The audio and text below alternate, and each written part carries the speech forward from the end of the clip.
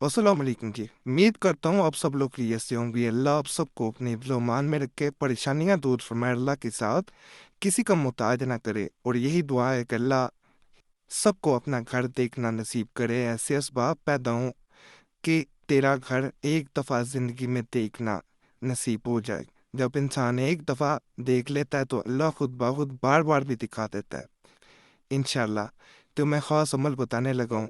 ये सूरह यासीन की एक ख़ास आयत है।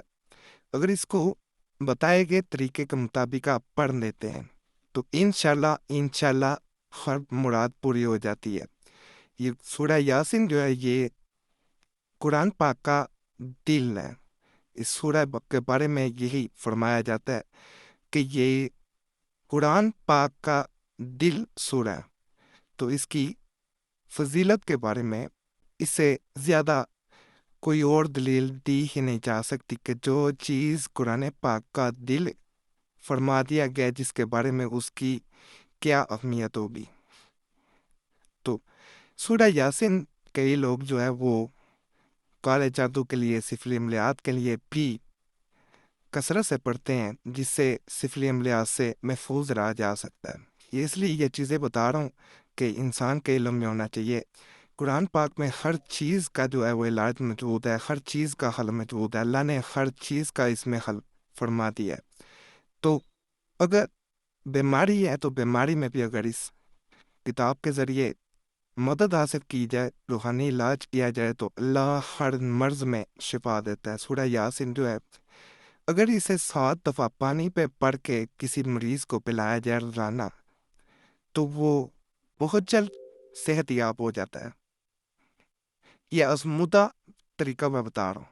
7 दफ़ा चाहे मुख्तलिफ अफराद घर के एक जगह पानी लें, उस पे पानी पे दम करें, बारी बारी एक दफ़ा चाहे पढ़ लें, एक दफ़ा सूरह यासीन, और 7 दफ़ा पढ़ के उस पे फूंक मार दी जाए तो फिर भी सेहत कामला जिला अल्लाह अता फरमाता है। तो इस सूरह की बहुत अहमियत है। आज मैं इसकी जो आयत बताऊंगा, अगर इसको मेरे बताए गए तरीके के मुताबिक अगर आप सिर्फ ज़िंदगी पे एक दफ़ा कर लेते हैं तो ये सूरह यासीन जो कि कुरान पाक का दिल जिसे कह दिया गया है, और इस सूरह की अगर इस आयत को बताए गए तरीके के मुताबिक यानी कुरान पाक के दिल की ये आयत जो है अगर आप बताए गए तरीके के मुताबिक पढ़ लेते हैं तो जो भी मुरादें होती हैं अल्लाह उनसे झोली भर देता है इंसान की। और ये आजमूदा अमल है, ये ऐसे ही मैं नहीं बता रहा। नापाकी में यह अमल हरगिज नहीं किया जाता, इसमें पाक वजू होकर अमल किया जाता है। बेहतर होता है कि जोहर की नमाज या तहज्जुद की नमाज के बाद इसे किया जाए तो बहुत फ़ायदा होता है। बाज़ लोग इसे नमाज इशा के बाद भी करते हैं, वो भी तरीका ठीक है। और नमाज तहज्जुद के वक़्त ज़रा तन्हाई होती है, अल्लाह और इंसान के दरमियान कोई चीज़ हायल नहीं होती, खामोशी बिल्कुल होती है तन्हाई में।